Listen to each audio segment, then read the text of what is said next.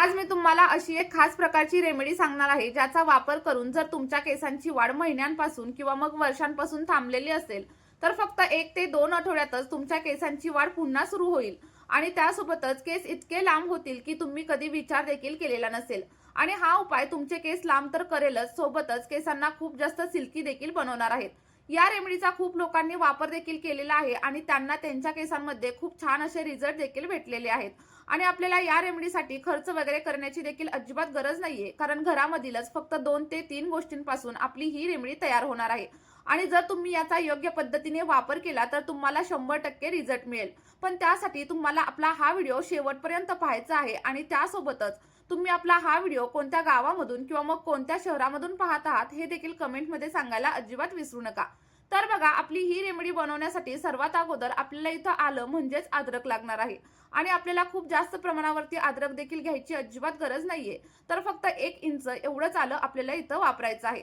आणि त्यानंतर काय करायचंय, आल्याची सगळी काही साल आपल्याला व्यवस्थित अशी काढून घ्यायची आहे, किंवा मग तुम्ही स्वच्छ धुवून देखील तसंच किसून घेऊ शकता.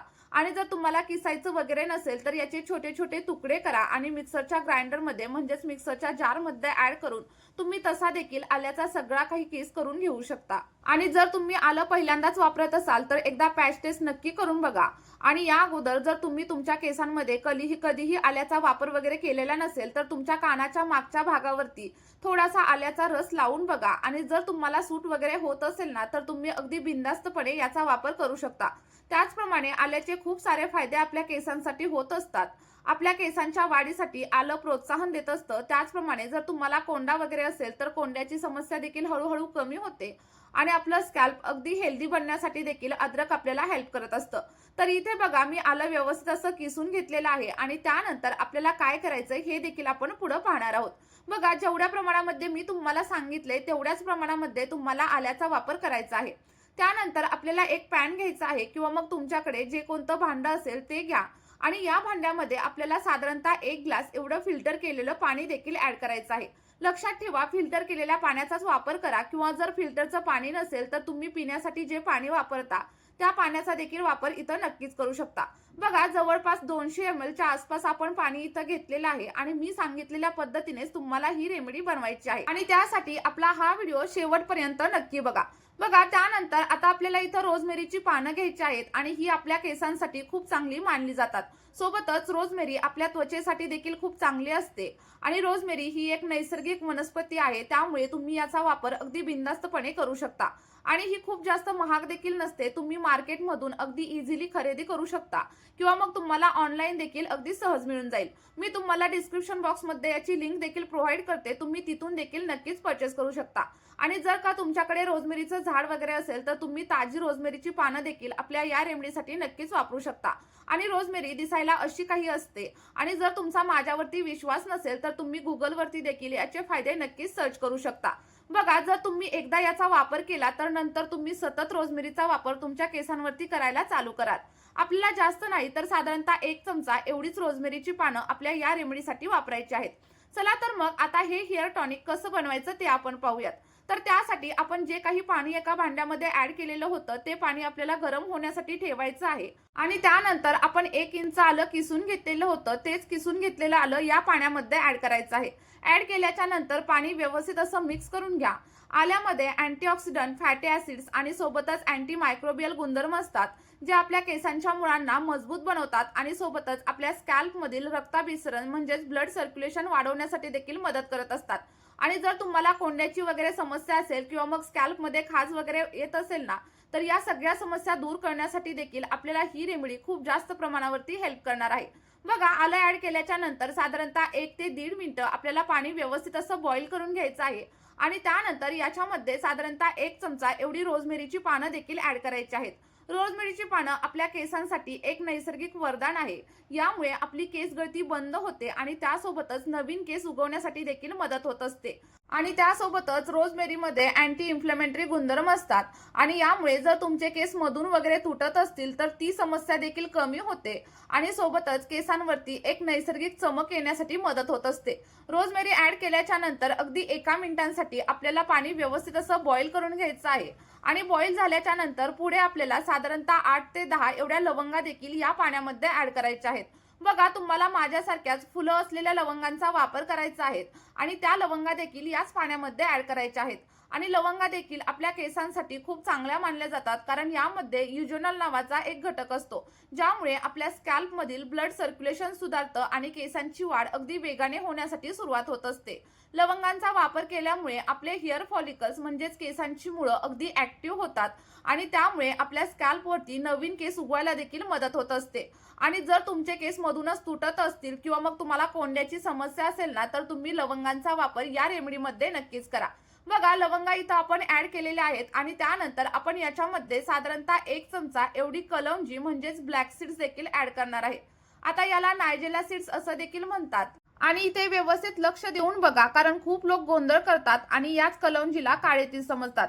पण ही काळे तीळ अजिबात नाहीये, तर ही कलौंजी आहे आणि याला नायजेला सीड्स असं देखील म्हणतात, जी तुमच्या किचन मध्ये अगदी सहज उपलब्ध असते आणि ही आपल्या केसांना अगदी मजबूत, दाट आणि काळं बनवण्यासाठी खूप जास्त प्रमाणामध्ये मदत करत असते. कारण यामध्ये खूप सारे पोषक तत्व असतात, जसं की vitamin A, omega 3, omega 6 fatty acids, आणि त्यामुळे आपल्या स्कॅल्पला पोषण मिळतं, केस गळती कमी होते आणि सोबतच कोंड्याची समस्या देखील हळूहळू कमी होण्यासाठी मदत होते. आणि जर का तुमचे केस अकाली पांढरे वगैरे होत असतात ना, तर ते देखील कमी होण्यासाठी कलौंजी आपल्याला मदत करत असते. तुम्ही कलौंजीच्या तेलाबद्दल देखील ऐकलेलंच असेल आणि ते देखील आपल्या केसांसाठी खूप जास्त चांगलं मानलं जातं. त्यानंतर बघा, सगळ्यात शेवटी आपल्याला साधारणतः 1 चमचा एवढे फ्लॅक्सीड्स म्हणजेच आळशी देखील याच्यामध्ये ऍड करायची आहे. आणि आळशी देखील आपल्या केसांवरती एखाद्या रामबाण उपायासारखं काम करत असते. बघा, अगोदर आपण कलौंजी, लवंगा, रोजमेरी आणि सोबतच आलं याच्यामध्ये टाकलेलं होतं आणि ते 5 मिनिटं उकळून झाल्याच्या नंतर सगळ्यात शेवटी आपण याच्यामध्ये फ्लॅक्सीड्स म्हणजेच आळशीच्या बिया देखील ऍड केलेल्या आहेत. आता आळशीच्या बिया ऍड केल्याच्या नंतर साधारणतः 5 मिनिटांसाठी आपल्याला हे सगळं काही मिश्रण अगदी व्यवस्थित असं बॉईल करून घ्यायचं आहे. आणि जोपर्यंत आपण घेतलेलं पाणी अर्ध होत नाही तोपर्यंत हे व्यवस्थित असं बॉईल करून घ्या. आणि या सगळ्या प्रोसेससाठी आपल्याला जास्त नाही तर फक्त 10 ते 12 एवढी मिनिटं लागतात.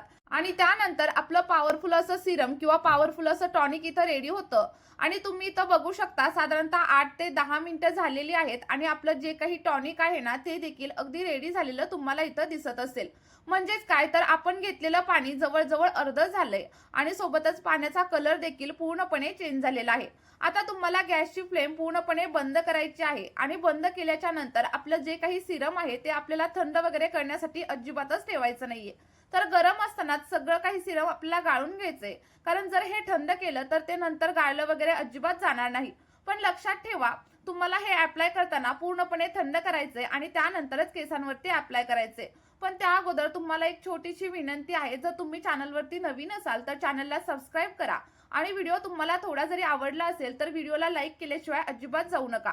आणि कमेंटमध्ये हे देखील सांगा की तुम्ही माझा व्हिडिओ नक्की कुठून पाहत आहात, जेणेकरून मला देखील समजेल की माझे व्हिडिओ नक्की कुठपर्यंत मदत करत आहेत.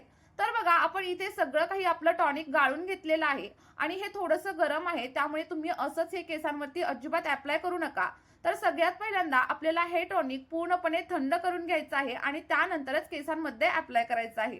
आणि आपलं हे टॉनिक वापरल्याच्या नंतर तुमचे केस अगदी सिल्की आणि सॉफ्ट होण्यासाठी मदत होणार आहे, कारण आपण यामध्ये फ्लॅक्सीडचा वापर केलाय आणि फ्लॅक्सीडच्या बियांमध्ये म्हणजेच आळशीच्या बियांमध्ये ओमेगा 3 फॅटी ऍसिड्स आणि सोबतच व्हिटॅमिन ई भरपूर प्रमाणावर असतं, ज्यामुळे केस अगदी सॉफ्ट, सिल्की आणि चमकदार होण्यासाठी मदत होत असते. आता बघा, हे केसांवरती कशा प्रकारे अप्लाय करायचं हे पाहणं देखील तेवढंच महत्त्वाचं आहे. तर अप्लाय करताना तुम्हाला काय करायचंय, सगळं काही टॉनिक एखाद्या स्प्रे बॉटलमध्ये ट्रान्सफर करायचंय आणि त्यानंतर केसांवरती अप्लाय करायचंय. कारण मी देखील स्प्रे बॉटलच्या सहाय्यानेच अप्लाय करते, पण जर का तुमच्याकडे स्प्रे बॉटल अवेलेबल वगैरे नसेल तर तुम्ही एखाद्या कॉटनच्या सहाय्याने किंवा ड्रॉपरच्या सहाय्याने देखील केसांवरती अप्लाय करू शकता. अप्लाय केल्याच्या नंतर अगदी 2 ते 3 मिनिटं मसाज करायचा आणि त्यानंतर केसांच्या लेंथवरती देखील अप्लाय करायचं.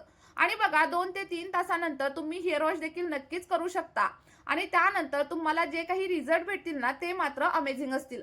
बघा, सतत 1 ते 2 महिना आपलं हे टॉनिक नक्की ट्राय करून बघा आणि त्यानंतर तुम्हाला जे काही रिझल्ट भेटतील ते कमेंटमध्ये माझ्यासोबत शेअर करायला अजिबात विसरू नका. आणि जर तुम्हाला रिझल्ट भेटले तर आपली ही रेमेडी तुमच्या मित्रपरिवारासोबत देखील नक्की शेअर करा. चला तर मग या व्हिडिओमध्ये आपण इथेच थांबूया. भेटूया अशाच एका नवीन व्हिडिओमध्ये. Bye bye.